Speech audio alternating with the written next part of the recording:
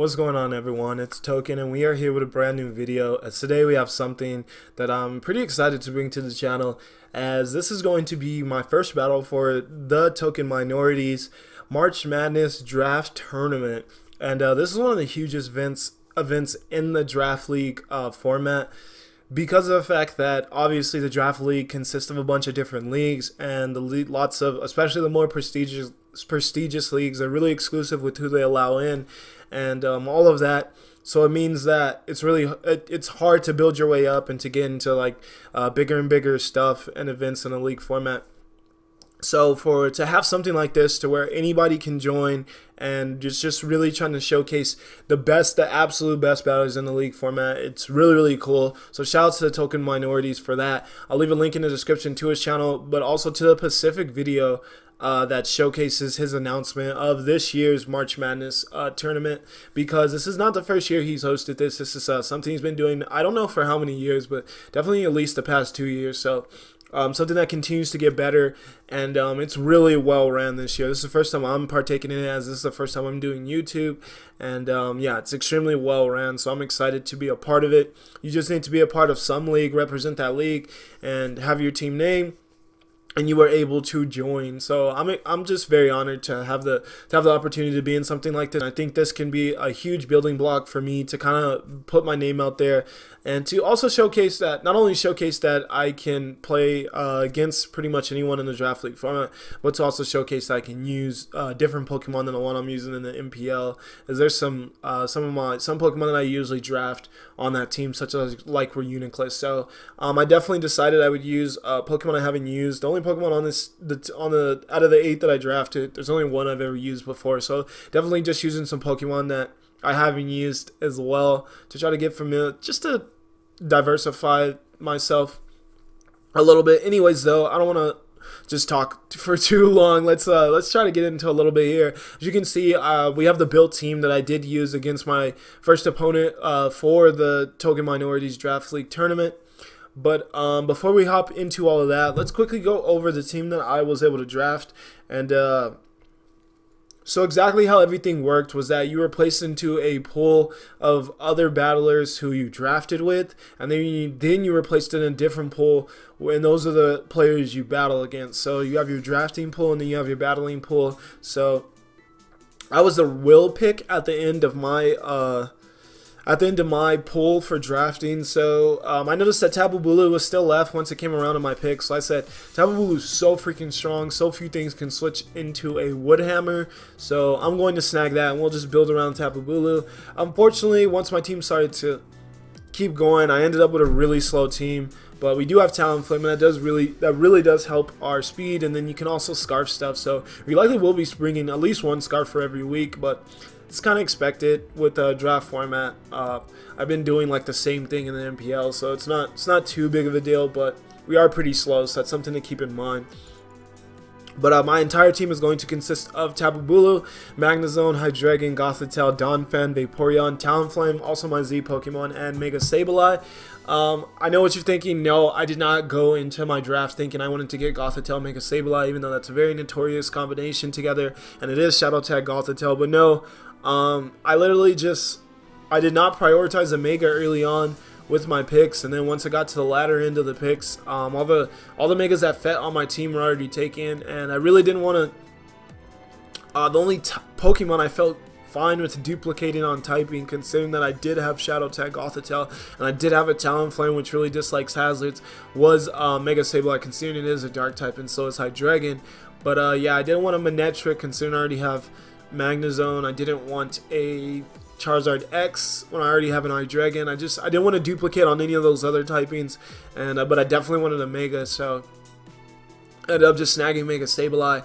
And I'm happy with the team I was able to draft. I do think it's still a really good team, and I think we have really quality defensive synergy. So yeah, let's just go over my opponent's team. No reason to just sit and talk about my team. And so yeah, our first game is going to be against Thomas. He's the coach of the Los Angeles Elgyems, and he's representing the IBL. Never heard of the league, but he's a pretty competent battler. I got to see him do one game before we played, so that's a little unfortunate for him, considering I have a little intel on how he plays, but he has none on me. But his entire team is going to be Landorus-T, and also a Z Pokemon, Keldeo, Mega Gardevoir, Scizor, Shaman, Komala, Incineroar, and Silvally. So definitely not a bad team. I don't know, his last few picks are a little kind of all over the place in my opinion though. Like, if you can choose any Pokemon, I really don't know how you end up with a Komala. There's just so many other better Rapid Spinners and just better Pokemon in general in my opinion. Also, I don't know, Incineroar's not bad, but I feel like he could have probably got a better Fire type. And then Silvally's good though. It just depends on exactly how you use it, especially with that disposal to any type. It's always just really nice to have that type of surprise factor against your opponent's team. So, especially with that multi-attack move. I never use Silvally, so I don't even really know exactly how it fully works, but whatever. So, this is a team that I brought against my opponent. We brought Magnezone, Vaporeon, Gothitelle, Donphan, Tapu Bulu, and Talonflame. Let's just quickly try to go through these Pokemon. So, I brought Chople Berry, Magnezone, and Magnempool. This is for his Scizor. Because Scizor's is only switching to a Adamant Bulu's Wood Hammer. It's literally the only switching. So, even though outside of switching into Bulu though, and like taking on Bulu, Scizor has a really poor matchup against my team though. So I did have a pretty big hunch that it wouldn't be brought to this game. But at the same time, I'd rather be safe than sorry. And I knew that still bringing Magnempool, Magnezone, just it still works. It can still work outside of stopping the Scizor, and it still would stop the Scizor really well. So I decided I'd still just rock out with it, even though I really did for a while realize that Scizor had a really poor matchup against my team, and my opponent would likely not bring it. But anyways, we are going to rock out with Chople Berry, Magnezone. That is for the Keldeo, so I can live a Sacred Sword and then fire back a Thunderbolt and Oko Keldeo. Volt Switch for Switch Initiative. I actually only wanted Volt Switch at first, but then I realized that 252 Modest with Thunderbolt was the only way for me to 100% Oko a pretty standard Keldeo that wasn't really running too much special defense investment, and I really wanted to make sure I was able to do that. So I ended up having to run Thunderbolt. Then Flash Cannon for like the obviously just a really good style option, and also for the Mega Gardevoir, and a good move to be able to at least hit Landorus with as well. And then the obvious HP Fire for the Scizor. Decent amount of investment in HP, full investment in special attack with Moss Nature, and then 124 in speed, just to speed creep Scizor as much as possible so that we can definitely HP Fire it before it's able to U-turn. And that's pretty much our thought process there. And maybe even like HP Fire it before it's able to superpower as well, so that it just doesn't break our Chople Berry, because I really don't want that to get wasted on anything other than, or get used on anything other than Keldeo.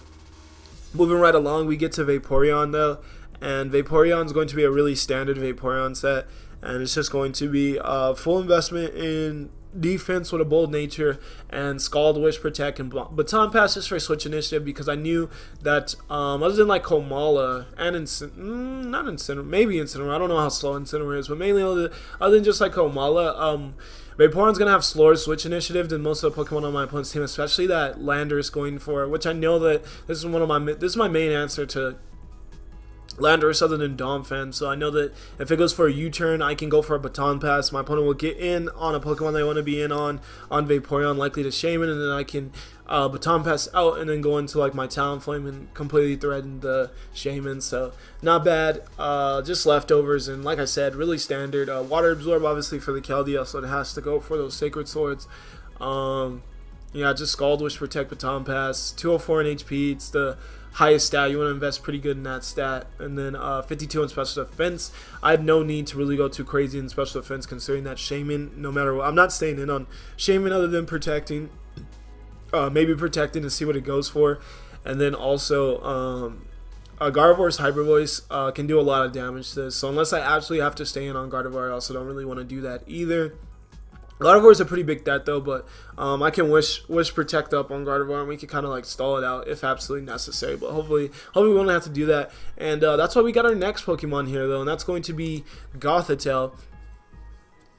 And Gothitelle allows me to it's going to be 252 in special defense with a Sassy Nature, because that allows me to Thunder Wave down a lot of Pokemon on my opponent's team. I can Thunder Wave the Shaman, I can Thunder Wave the Gardevoir, I can Thunder Wave the Keldeo, and their speed stats is really what makes them so threatening for my team, because then if Magnezone goes before Gardevoir, obviously we're in a good position.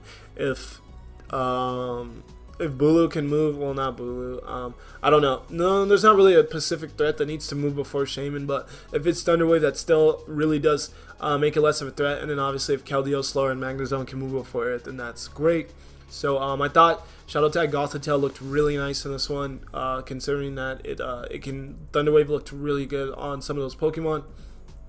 So yeah, just Thunder Wave, well, Psyshock first, reliable stab move. Thunder Wave to slow down those threats, those special threats. Calm Mind to calm mind up on them and really use Shadow Tag to its full capability. And then Light Screen, just because my opponent, the most threatening thing on my opponent's team was his special attackers. I wasn't as afraid of Landorus, as I thought I had pretty good answers for Landorus, especially like the Vaporeon, Bulu if it was weakened, and just I thought I had a good answers for it. Then we get into Donphan, and Donphan's going to be Rocky Helmet one, because since I was able to see my opponent do one match before me and him played, I did get a little bit of intel on exactly how my opponent likes to play, and they were U-turning all over the place, because Silvally gets U-turn, Komala gets U-turn, Landorus gets U-turn, and there's one more Pokemon. Silvally, oh, I think I didn't say Incineroar. Incineroar gets U-turn. So there's much opportunity for me to have a Pokemon with Rocky Helmet and just kind of chip a little bit away at those Pokemon always U-turning around. And so that's exactly what I wanted to do. Wanted to just kind of make my opponent not feel so free going for those U-turns with Rocky Helmet on Donphan. So, and I knew I wouldn't bring in Tapu Bulu till a little bit later in the game, because I didn't want to reveal Scarf too early on. So I wanted to avoid revealing the Scarf. So I knew EQ would still be able to do really good, solid damage in this one, and obviously my best stab option. So definitely want to rock out EQ. Gunk Shot for the Shaman, because I knew Shaman was likely my opponent's best switch into Donphan, as they really don't have a really solid ground resist other than like Landorus, but Landorus doesn't want to just take Rocky Helmet damage unless it's going for EQs. It'll be taking Rocky Helmet damage, and it can't really damage Donphan too well, and then I can just go for Ice Shards on it. But if it's really defensive, it won't be doing too much with the investment we have. And then yeah, just Gunk Shot, because I knew Shaman was my opponent's likely switch in for this Donphan, and we could 2-hit KO with our investment depending on its investment. And then Rapid Spin just to get rid of hazards for Talonflame. So that's pretty much Donphan. Full investment in HP to just really fill out the bulk. 180 in defense with an Impatient Nature. No need to go too much overboard from there. And then 76 in attack to still be decently offensive.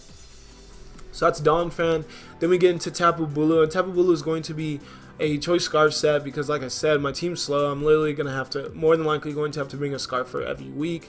And Tapu Bulu is going to be Choice Scarf with Horn Leech, Mega Horn, Nature's Madness, and Wood Hammer.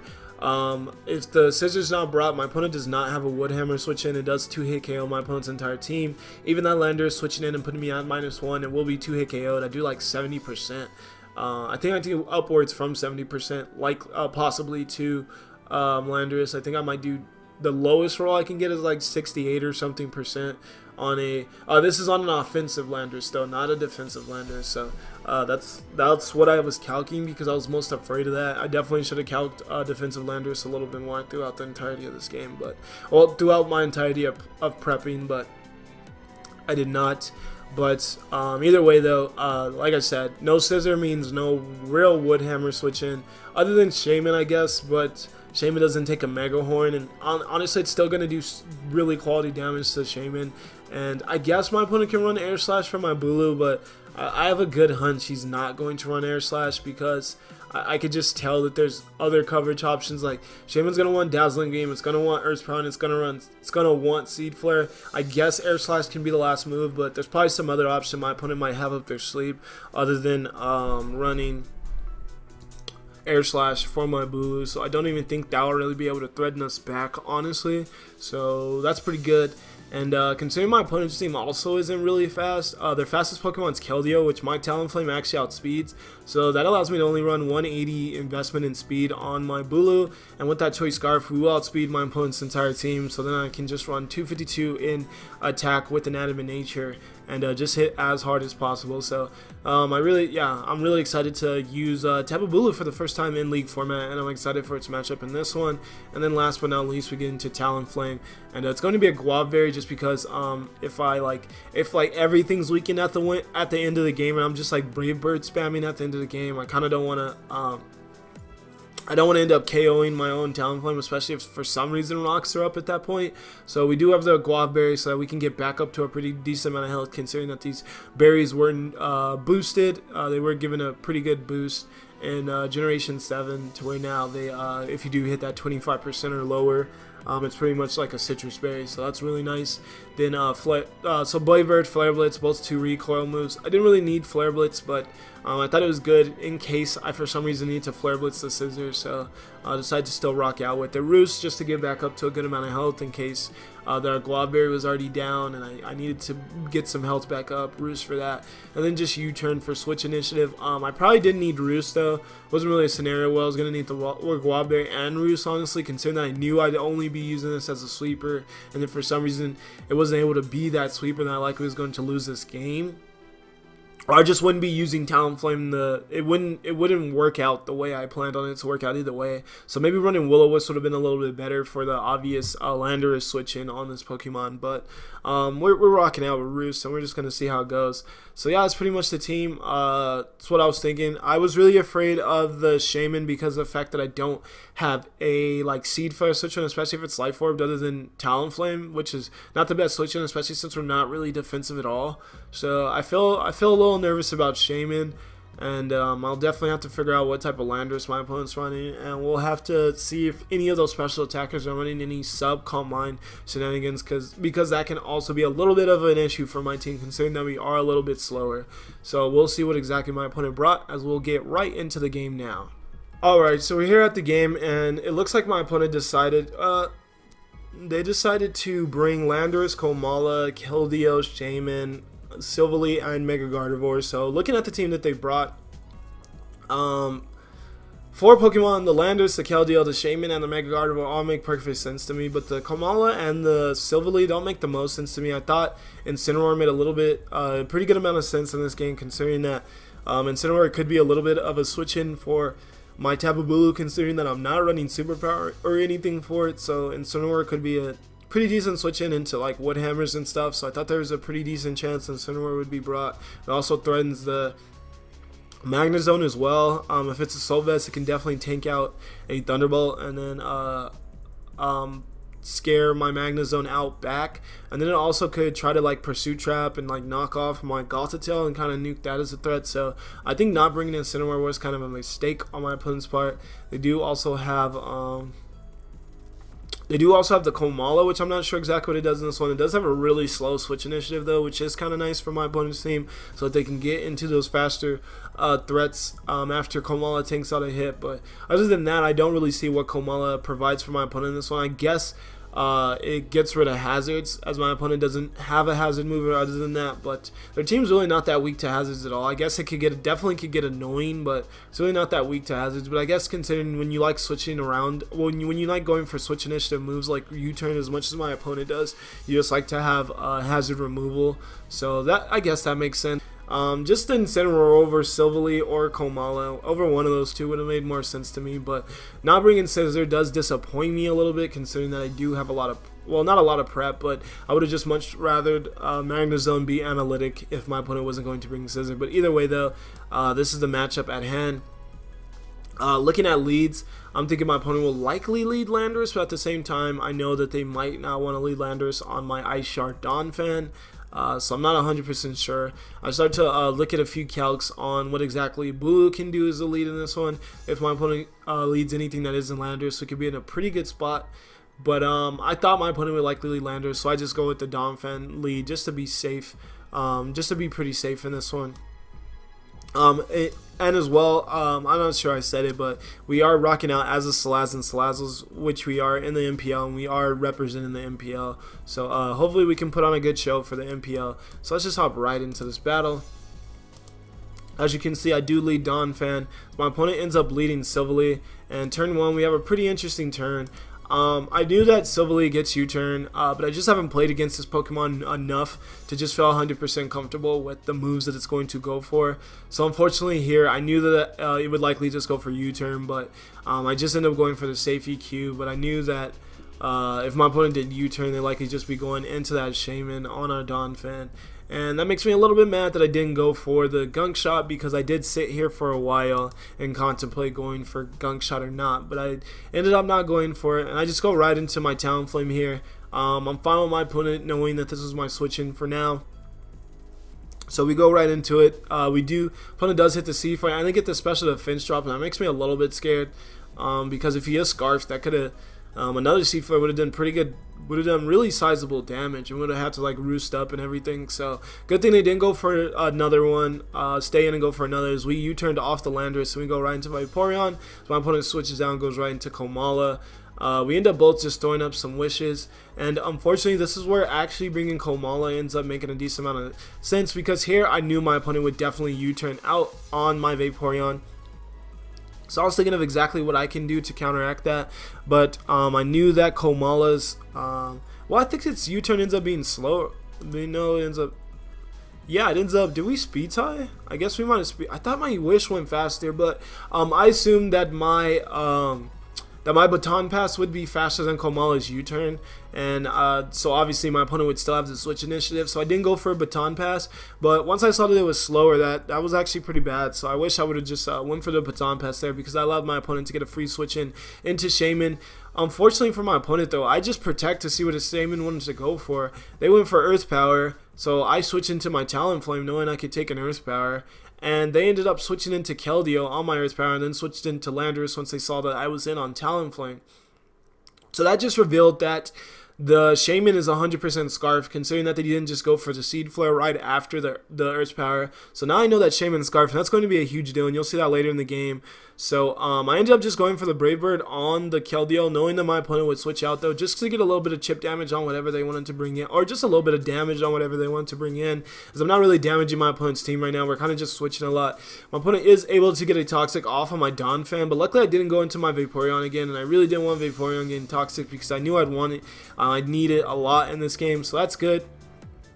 I end up going for a gunk shot on the Komala, as my opponent didn't switch into the Shaman on my Donphan, which is pretty interesting. I thought after that the Komala was going to switch out, but it didn't switch out, so that put me in a weird position when I went into Bulu. So I just had to switch out on the Landorus, not ready to reveal that I am Scarf. Then we end up getting back into with our Donphan, as my opponent went for rocks on our Donphan switch in, and we just will get rid of those rocks as Keldeo switches in on us as we spend away rocks, and now my opponent is able to use that as bait to get my Vaporeon in, and they're able to get a free switch in into their Shaman. I just protect again to see what my opponent wants to lock themselves into, now that I know that they are Scarf. And once I see the Seed Flare, I'm like, alright, that's safe to go into Magnezone. My opponent, seeing that though, goes right into Landorus. But me, I had a pretty good feeling that they were just going to keep switching around though, thinking I'd like go back into Vaporeon or something. I had a really good feeling that they'd switch, that my opponent would just switch again, or he'd like set up rocks or something on my Magnezone. So I just go for the Flash Cannon, and we're able to get rid of Komala pretty early on in the match, which is really nice. But then here, it's one of the biggest plays in the game. My opponent, now that my opponent, I keep just protecting. My opponent's seen my two switch-ins for the two separate moves my opponent can go for. If they go for Earth Power, I switch in with Talonflame, and if they go for Seed Flare, no, if they go for Seed Flare, I switch into Talonflame. If they go for Earth Power, oh no, sorry, I just mixed that up again. If they go for Earth Power, I switch in Talonflame. If they go for Seed Flare, I switch in Magnezone. So my opponent, knowing that, they finally go for the HP Rock, hoping that they can catch my Talonflame. But unfortunately for them, I finally just go into Gothitelle, just wanting to Thunder Wave down this this Shaman. And yeah, I ended up getting lucky. It was literally the most perfect timing that my opponent could have not went for Seed Flare. Even Earth Power would have been worse, because it would have been doing considerably more damage than what my opponent's doing right now to me. And this allowed me to just fully set up 3 Calm Minds. It just allowed me to set up as much Calm Minds as I want, and then I was able to even set up the Light Screen as well after T-waving down the Shaman. And then now 2 Side Shocks will just take out the Shaman, and one of the hugest threats to my team is gone. It's 100% gone, so that's great. Here I make a huge misplay. For some reason I just completely forgot this was Dark type Silvally, and I ended up just going for a Side Shock here. So that was really bad. My opponent just got a free damage off on this Gothitelle, and now it's pretty much like just going to be sacked now, because of the fact that it's going to be really hard to wish into that. with those final Pokemon opponents have. I don't see any scenario where I'll be able to wish into that Gothitelle, so I'm kind of just keeping that for sack it later. Fortunately though, my opponent makes a smart play and goes for a Swords Dance. Luckily we have a very bulky Donphan and it is able to survive that.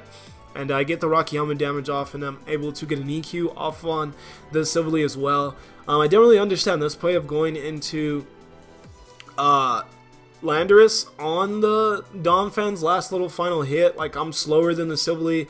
The only thing I was going to be able to go for was that the only thing I was going to be able to go for was the Ice Shard. But here, one of the biggest plays of the game happens as right after Donphan goes down, I go for a Horn Leech on the Landorus with my Bulu. I'm ready to reveal it. My opponent, they're at the point where Bulu literally cleans up the game.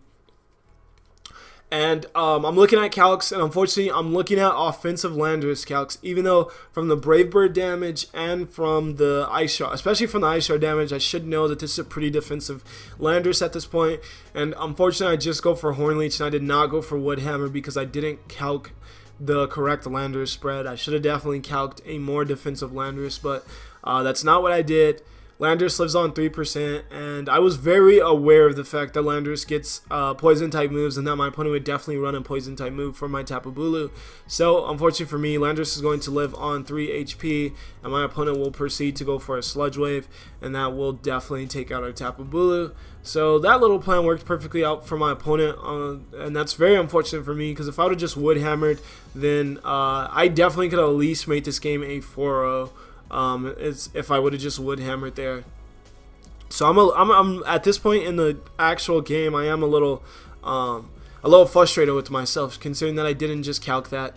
Anyways though, as long as Keldeo doesn't show like sub or something here for my Vaporeon, as I knew it would be the switch in once I went into Vaporeon on Landorus, I knew that we'd be in our right position, so I just Baton Pass out of the Vaporeon on my opponent's Sacred Sword into Magnezone. There, my opponent, I was able to scare out my opponent's Keldeo, considering that he thought that I was Scarfed on Magnezone, because the only thing they've seen me do in my Magnezone was stay in on their Landorus and proceed to go for a Flash Cannon that took out their Komala. So to them, they're thinking if I stayed in on their Landorus early in the game, I probably am Scarf. So my opponent thinks that I'm Scarf pretty heavily now, and I'm going to use this against them. Once I realized that they switched out their Keldeo on my Magnezone, I realized that he thinks I'm Scarf. So he ends up going for a Toxic, which is like literally best scenario for me. I thought he would maybe, there was a chance he maybe still EQ'd and would have just lost Magnezone here, which would have been really bad. At the same time, I felt really strongly that he thought I was Scarf. That's exactly why he went right into Landorus right after. So felt pretty comfortable just staying in, and I was able to take out the Landorus as he went for a Toxic. And then there, I was able to use the Chople Berry to its full force, knock out that Keldeo. So now we're in a beautiful position. And now even Gardevoir has to hit that Focus Blast to take out Magnezone. Does hit it, but 100% had to hit that. Otherwise, Magnezone just cleaned up the entire game. But now things are a little bit scary as my opponent reveals sub. So things get a little bit scary, because if he's Calm Mind with sub and he can somehow end up behind a sub with my Vaporeon dead, then we're in a pretty bad spot. Because here in a little bit, my opponent will reveal, yes, right there, my opponent reveals that they do have Thunderbolt. And considering if they had Calm Mind with that Thunderbolt, that would have, and they were able to end this 1v1 with Vaporeon against Gardevoir. They were able to end that behind a sub.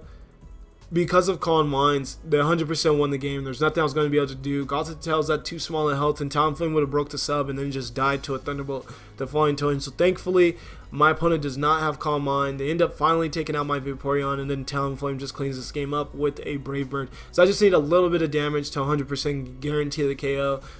Even at full, the roll on OHKOing this Gardevoir was in my favor, but I just want to make it completely... I just want to make sure there was no chance that I lost this once I just got a little bit of damage off on the Gardevoir, and that's what it going for subs allowed me to do with Vaporeon. I'm still pretty frustrated with myself for not going for the Wood Hammer on Landorus and the differential of this game going down so much, considering that I was in such a good position and considering that I would have been able to get like at least a 4 in my opinion, because I would have just had to maybe sack something at some point if I was locked into Woodhammer, because I wouldn't want to. It does 1/3 of your full HP, so I would have ended up like KOing my own Bulu if I would have just stayed and continued to try to spam Woodhammer to a win.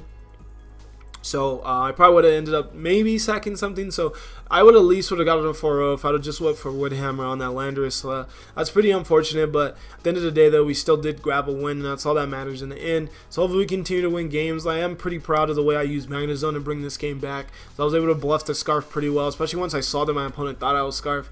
And I was able to knock out 3 Pokemon in a row. I knocked out the Silvally, knocked out the Landorus, and then proceeded to knock out Keldeo, and that really brought the game back into my favor after a pretty bad play with my Bulu. So anyways, though, I hope you guys enjoyed. Hope you guys liked the team that I was able to kind of snag and put together. And yeah, I'm going to keep putting these up on the channel as I start to have my pool play battles, and hopefully we can end up making it out of the pool and start to have some really high battles. There's battlers from the GBA in this. There's battlers from there's one battler from the UCL and 6-foot hacks. There's really quality battlers in this tournament, so it's just gonna keep getting better and better. So I hope you guys enjoyed it. I'll see you guys in the next March Madness, the Token Minorities March Madness tournament video. For now, though, I'm gonna get the heck out of here. Peace out, guys.